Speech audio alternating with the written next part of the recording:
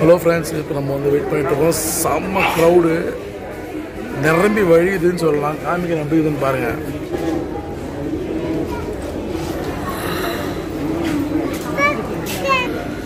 பார்த்தீங்களா ஃப்ரெண்ட்ஸ், எல்லாம் நம்ம சென்னை வண்டிக்கு தான்.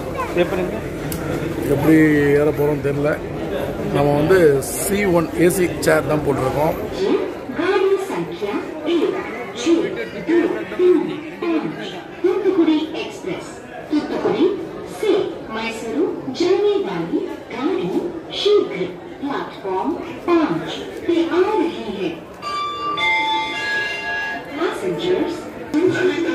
என்னன்னே தெரியல, செம்ம க்ரௌடாக இருக்குது.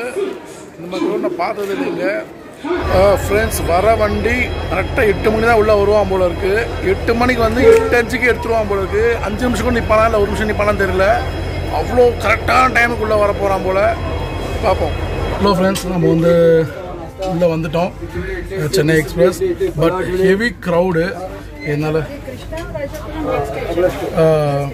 என்னால் வந்து வெளிலேருந்து எடுக்கவே முடியல, அவ்வளோ க்ரௌடு. அவங்களுக்கு காமிச்சிருப்பேன். ஸோ நம்ம உள்ளே வந்துட்டோம். வந்ததே லேட்டு. எனக்கு தெரிஞ்சு 1 or 2 மினிட்ஸில் எடுத்துருவோம் ஒரு வண்டியை.